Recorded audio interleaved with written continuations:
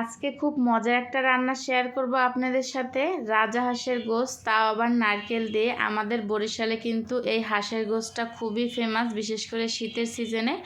Hello everyone, আসসালামু আলাইকুম। আশা করি কাছে এবং দূরে সবাই ভালো আছেন। আলহামদুলিল্লাহ আমিও ভালো আছি।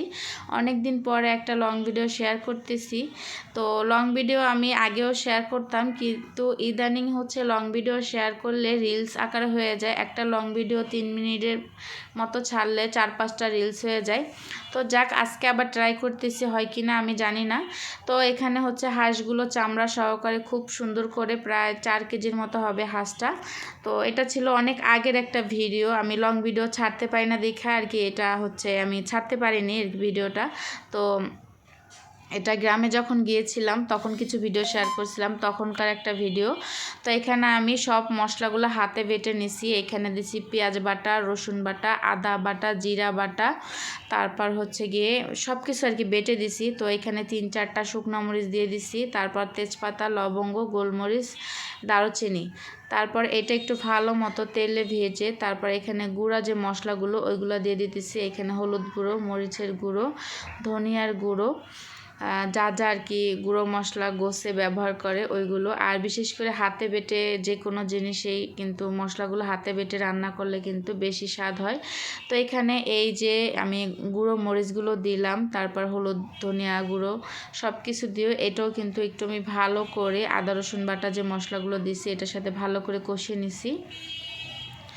তো কষানোর পরে হচ্ছে এখানে আমি ঢেকেও কিন্তু প্রায় 10 মিনিটের মতো ভালো করে আলতো করে ভালো মতো নেড়ে চেড়ে কষিয়ে নেওয়ার পরে যখন তেলটা উপরে উঠে আসছে তখন আর কি হাঁসের গোশতটা আমি এখানে দিয়ে দিলাম। তো দেখতেই পাচ্ছেন মাশাল্লাহ, আমার এখন তো রমজান মাস, কিন্তু এটা কিন্তু রমজানের আরও 2 মাস আগের ভিডিও। তো এখনও কিন্তু দেখলে হাঁসের গোশত যারা পছন্দ করেন দেখলে কিন্তু খেতে ইচ্ছে করবে। রোজা রেখে বলা যদিও উচিত না, তারপরে বলতেছি, তো ক্ষমাশীল দৃষ্টিতে দেখবেন। তো দেখতেই পাচ্ছেন মাশাল্লাহ কালারটা কিন্তু অসাধারণ হয়েছে।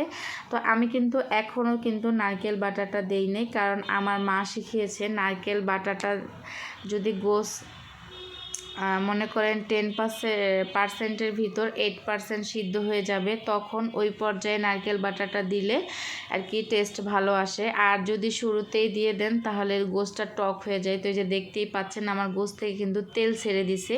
তো এই পর্যায়ে এই নারকেল বাটাটা আমি দিয়ে আবার ভালো করে কষিয়ে ঝোল দিয়ে দিছিলাম।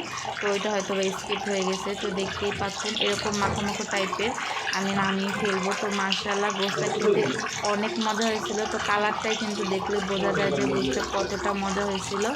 তো আপনারা যারা হাঁসের গোশত খেতে পছন্দ করেন এইভাবে একবার হলো আমার মতো করে রান্না করে দেখবেন, আসলে আপনাদের কাছে অনেক ভালো লাগবে। ভালো থাকবেন সবাই, আল্লাহ হাফেজ।